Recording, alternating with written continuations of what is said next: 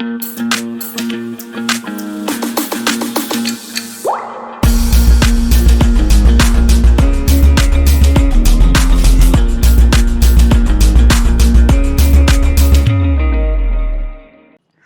everyone, welcome back to Decode IT and welcome to this new lecture. तो last lecture में we started force and pressure. तो इस lecture में हम basically इसको ख़त्म कर देंगे आज फोर्स एंड प्रेशर को, है ना. चलिए जल्दी से आगे बढ़ते हैं. And as I always say before moving forward, please leave us a review and follow our social media handles where we bring out 1 minute videos for a lot of conceptual clarity, है ना. So please do that as well. चलिए जल्दी से आगे बढ़ते हैं बिना देरी के. And why is it not moving forward? Yes, so let us consider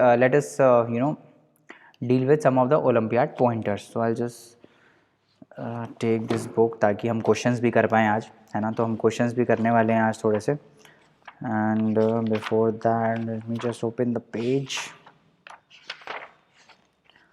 तो कुछ क्वेश्चन हम करेंगे आज अच्छे. हाँ चलो ठीक है.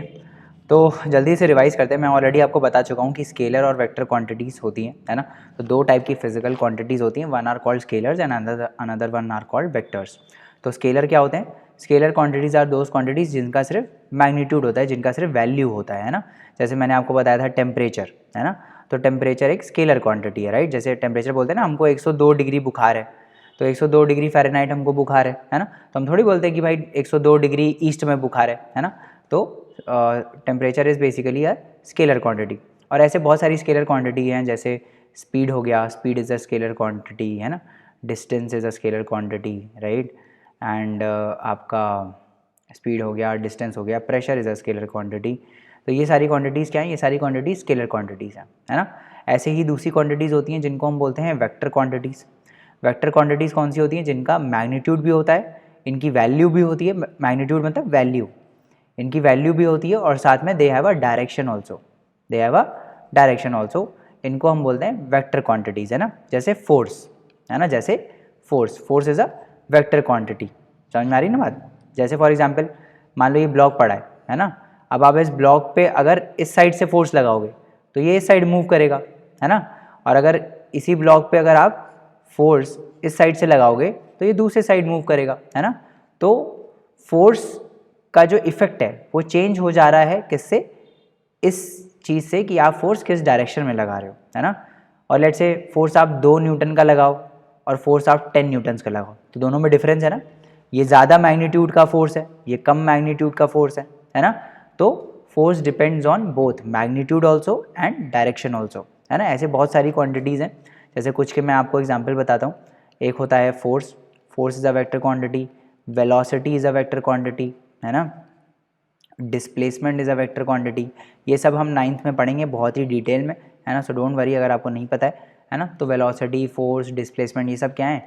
ये सब वेक्टर क्वांटिटीज़ हैं, right. These are called vector quantities. ठीक, समझ में आ गई बात, है ना.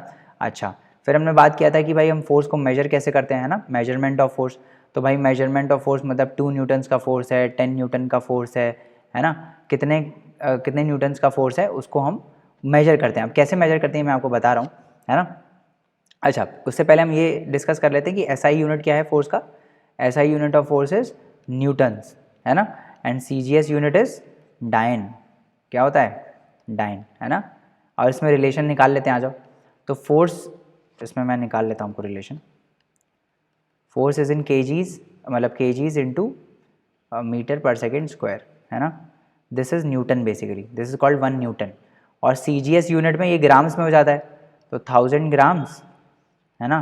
फिर ये सेंटीमीटर में हो जाता है, 100 सेंटीमीटर. फिर यहाँ पे सेकंड का सेकंड ही रहता है ना. तो ग्राम हो गया, सेकंड हो गया, 1 2 3 4 5, 10 to the power 5. जैसे मैंने 10 to the power 5 होता है और ज़्यादा होता है आई गेस.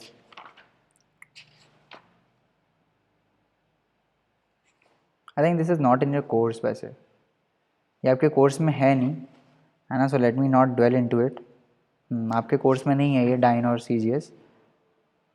ठीक है, चलो एक्स्ट्रा बता दिया मैंने. ठीक है, कोई बात नहीं, है ना. तो इसको हम नहीं पढ़ते हैं आगे, है ना. ये ज़्यादा डीप में हो जाएगा, ये हम 9th में पढ़ लेंगे, है ना. तो आप ये समझो कि भाई जो एसआई यूनिट होता है फोर्स का, दैट इज़ न्यूटन, है ना. और जो CGS यूनिट होता है फोर्स का, that is dyne, this is called dyne, ठीक है, डाइम नहीं dyne, sorry, it is called dyne, DYNE, dyne. This is a CGS unit of force, this is a CGS unit of force, ठीक है, ठीक। अब force को हम major कैसे करते हैं, उसके लिए एक सेटअप होता है जिसको बोलते हैं स्प्रिंग बैलेंस। क्या बोलते हैं? Spring balance. तो पहले तो आप समझो कि स्प्रिंग क्या होता है। देखो समझाता हूँ। आपने वो स्लिंकी देखी, स्लिंकी ऐसे होती है, ऐसे ऐसे ऐसे ऐसे। स्प्रिंग तो देखा ही होगा सबने, स्प्रिंग तो सबने देखा है ना। ऐसे स्लिंकी बोलते थे उसको हम लोग, बचपन में खेलते थे उससे, है ना। तो इसको आप एक एंड पे फिक्स कर दो, इसको आप एक एंड पे फिक्स कर दो, है ना। और फिर क्या करो, फिर यहाँ से खींचने की कोशिश करो, यहाँ से खींचने की कोशिश करो, है ना। तो क्या होगा, क्या होता है, ये स्ट्रेच हो जाती है। क्या होता है, ये जो स्लिंकी है वो क्या हो जाती है, स्ट्रेच हो जाती है ना। तो मान लो ये ऐसे है और थोड़ी बढ़ जाएगी, स्ट्रेच हो जाएगी, ऐसे ऐसे ऐसे ऐसे ऐसे ऐसे ऐसे, है ना, स्ट्रेच हो जाएगी। तो आपको लगेगा कि आपको ज़्यादा फोर्स फील होगा अपने हाथों में, है ना। जैसे रबर बैंड होता है, जैसे फॉर एग्जांपल मान लो ये रबर बैंड है ना। तो अब रबर बैंड अभी तो कुछ नहीं है, अब जैसे ही मैंने इसको स्ट्रेच किया तो मेरे हाथों पे एक फोर्स फील होने लगा, क्योंकि this rubber band tries to come back to its original position, है ना। तो इसीलिए स्प्रिंग भी ऐसे काम करती है। स्प्रिंग कैसे काम करती है, अगर आप अगर आप स्प्रिंग को स्ट्रेच करो, है ना, अगर आप स्प्रिंग को स्ट्रेच करो तो होता क्या है कि जो स्प्रिंग है ना ऐसे होती है। स्प्रिंग को अगर आपने स्ट्रेच किया तो spring tries to come back to its original position. तो स्प्रिंग जो है एक फोर्स लगाती है अपने लेंथ के अलोंग, है ना। ये जो लेंथ है, मान लो ये जो है ये स्प्रिंग की नेचुरल लेंथ है ना। और आपने इसको इतना एक्सटेंड कर दिया, x आगे एक्सटेंड कर दिया, है ना। समझ में आ रही बात। ये ओरिजिनल लेंथ है स्प्रिंग की, इस स्प्रिंग को आपने x सेंटीमीटर और आगे स्ट्रेच कर दिया तो होगा क्या कि this spring will try to come back to its original position. तो उसके लिए वो एक फोर्स लगाती है ना, एक फोर्स लगाती है। और ये हायर लेवल की चीज़ है, बट मैं ऐसे ही बता देता हूँ। This force is directly proportional to, this is a sign of direct proportionality, this force is directly proportional to x। x मतलब ये जितना आपने डिस्प्लेस किया उसको ओरिजिनल लेंथ से, है ना। जैसे मान लो, फिर से बताता हूँ, जैसे ये देखो, जैसे ये रबर बैंड है ना। अब ये रबर बैंड अपनी नॉर्मल लेंथ में, मान लो ये स्प्रिंग है, ये रबर बैंड की जगह ये स्प्रिंग है, ये अभी नॉर्मल लेंथ में। अब मान लो मैंने इसको यहाँ से एक्सटेंड किया यहाँ तक, तो ये जितना एक्सटेंड किया ना उसके प्रोपोर्शनल में फोर्स लगता है। मतलब आप रबर बैंड के साथ भी देखो ऐसे ही होता है। रबर बैंड को आप थोड़ा एक्सटेंड करो तो कम फोर्स फील होगा आपको हाथ में, ज़्यादा एक्सटेंड करोगे तो आप ज़्यादा फोर्स फील हो रहा है, देखो ज़्यादा फोर्स फील हुआ ना। तो बेसिकली ये किस पे डिपेंड कर रहा है, ये इस पे डिपेंड कर रहा है कि आपने कितना एक्सटेंशन किया है स्प्रिंग का। अगर ज़्यादा एक्सटेंड किया है ना, तो फोर्स आपको ज़्यादा फील होगा, फोर्स आपको ज़्यादा फील होगा। और अगर कम एक्सटेंड किया है तो फोर्स कम फील होगा। बात समझ में आई, है ना। तो ये होती है स्प्रिंग, इसको बोलते हैं हम स्प्रिंग।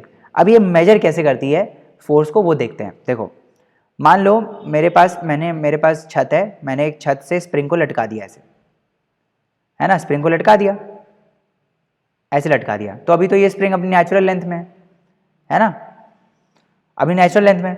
अब मान लो मेरे को किसी का वेट मेजर करना है, किसी बॉक्स का वेट मेजर करना है, तो मैं क्या करूंगा, ध्यान से सुनना, मैं क्या करूंगा, मैं स्प्रिंग में वो बॉक्स को अटैच कर दूंगा। क्या करूंगा, मैं स्प्रिंग में बॉक्स को अटैच कर दूंगा। तो मेरे को बताओ कि जब भी मैं इस स्प्रिंग में बॉक्स को अटैच करूंगा तो क्या होगा, इस बॉक्स का कुछ वेट होगा, है ना, इस बॉक्स का कुछ वेट होगा और वो इसको खींचेगा बाहर, वो बॉक्स इसको खींचेगा। तो ये स्प्रिंग क्या होगा, ये स्प्रिंग स्ट्रेच हो जाएगी और ये स्प्रिंग स्ट्रेच होके लेट से कुछ ऐसी हो गई, कैसी हो गई, ऐसे, है ना। तो ये ओरिजिनल जो लेंथ थी, मैं इसको थोड़ा अच्छे से बना देता हूँ, रुको एक मिनट, यहाँ बना देता हूँ, यहाँ बनाता हूँ, देखो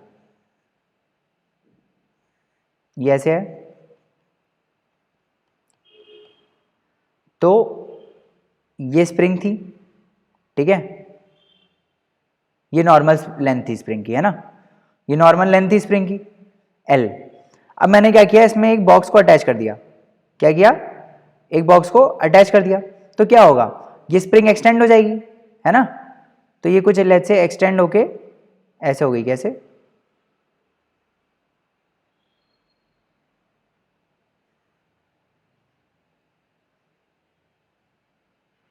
ऐसे कुछ हो गई, है ना?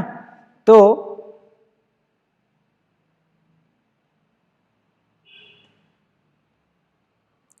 क्या हुआ सॉरी, तो क्या हुआ, ये अपनी नेचुरल लेंथ से कुछ एक्सटेंड हो गई। कितनी एक्सटेंड हुई? x एक्सटेंड हो गई। ये क्यों एक्सटेंड हुई? क्योंकि इसका वेट लग रहा था नीचे, है ना, इसका कुछ वेट था। तो अब जो ये फोर्स स्प्रिंग लगाएगी, ये जो फोर्स स्प्रिंग लगाएगी, ये जो फोर्स स्प्रिंग लगाएगी वो किसको बैलेंस करेगा? वो इस वेट को बैलेंस करेगा, है ना, वो इस वेट को बैलेंस करेगा। बात समझ में आई कि भाई ये जो स्प्रिंग एक्सटेंड हो गई, अब एक्सटेंड हो गई ना स्प्रिंग नीचे, अब ये बॉक्स का वेट नीचे लग रहा है और ये स्प्रिंग इस बॉक्स के ऊपर ऊपर की तरफ फोर्स लगा रही है, दैट इज स्प्रिंग फोर्स। तो सिंस ये पूरा सेटअप जो है वो इक्विलिब्रियम में है, अब कहीं मूव नहीं कर रहा, तो नेट फोर्स क्या होना चाहिए? बराबर होना चाहिए। मतलब जो स्प्रिंग फोर्स लगा रही है और जो वेट है वो आपस में क्या होना चाहिए? बैलेंस होना चाहिए, है ना, तभी तो ये कहीं मूव नहीं करेगा ना। समझ में आई? तो हमको वेट मेजर करना था, तो हम स्प्रिंग का फोर्स मेजर कर लेते हैं, उससे हमारा वेट मेजर हो जाता है ना। अब क्वेश्चन आता है कि हम ये कैसे मेजर करते हैं स्प्रिंग का फोर्स, है ना, तो उसके लिए एक बैलेंस है जिसको हम बोलते हैं स्प्रिंग बैलेंस। क्या है? Spring balance. देखो इस टाइप का सेटअप होता है, देखो कैसा, इस टाइप का। इससे क्या होता है, ये देखो, ये जो चीज़ है ना, ये हुक है, ये आपने सीलिंग से अटैच कर दिया। एक मिनट को, ये जो हुक है ये आपने सीलिंग से अटैच कर दिया, कहीं छत से अटैच कर दिया इसको, है ना, ऐसे। और ये जो रॉड है ना, ये जो आप देख रहे हो नीचे रॉड, ये अटैच होती है इन स्प्रिंग से, ये इस चीज से अटैच होती है, और ये जो चीज है ये इन स्प्रिंग से अटैच होती है। ये देखो स्प्रिंग है ना, ये स्प्रिंग से अटैच होती है। तो इसको ऐसे कैलिब्रेट किया जाता है, और ये डायल होता है जो डिफ्लेक्शन शो करता है। ये देख रहे हो ना डायल, ये डिफ्लेक्शन शो करता है। तो जैसे ही हमने इसके ऊपर वेट लटकाया तो ये स्प्रिंग नीचे आई।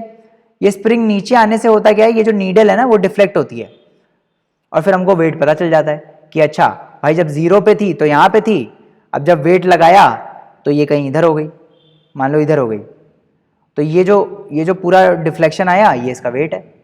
ऐसे कैलिब्रेट किया जाता है स्प्रिंग बैलेंस को, है ना, तो उससे हम वेट मेजर करते हैं, है ना। और यही जो चीज़ है बेसिकली, इसको एक और नाम दिया गया, that is called Hooke's law. Hooke's law क्या होता है समझाता हूँ।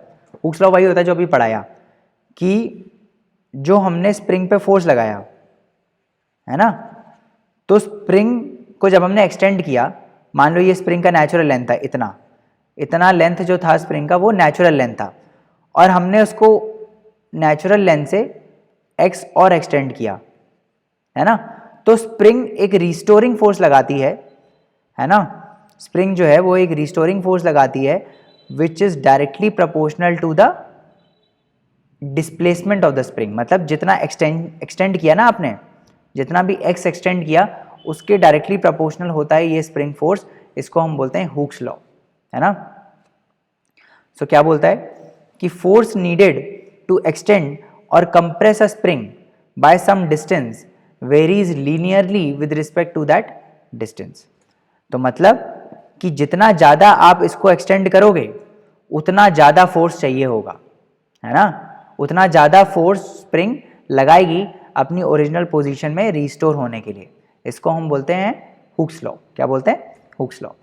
ये सब कंसेप्ट हम फिर से पढ़ने वाले हैं, आप टेंशन मत लो, 11th में फिर से ये सब आएगा, है ना। तो ये मैं ऑलरेडी आपको अभी से ही थोड़ा थोड़ा बता दे रहा हूँ ताकि दिमाग में रहे, है ना। अब एक और चीज़ होती है जिसको बोलते हैं viscous force, viscous, sorry not viscous, इसको बोलते हैं विस्कस फोर्स। क्या बोलते हैं? Viscous force. क्या होता है ये फोर्स, समझाता हूँ मैं आपको। आप एक काम करना, आप ना हवा में अपना हाथ ऐसे ऐसे करना, ठीक है, हवा में अपना हाथ ऐसे ऐसे करना, फिर क्या करना, एक बकेट लेना पानी की और उसमें फिर से हाथ ऐसे ऐसे करना, करके देखना घर पे। तो आपको ऐसा लगेगा कि जब आप बकेट ऑफ वाटर में, जब आप बकेट ऑफ वाटर में अपना हैंड जो है ना, अपना हैंड ऐसे मूव कर रहे हो तो आपको ज़्यादा रेजिस्टेंस फील होता है ना। पानी से ऐसे हाथ करो, अंदर पानी के अंदर अगर हाथ अपना आप लहराओगे तो ज़्यादा फोर्स लगेगा, है ना। वो इसलिए लगेगा क्योंकि पानी आपको प्रिवेंट करता है ये करने से।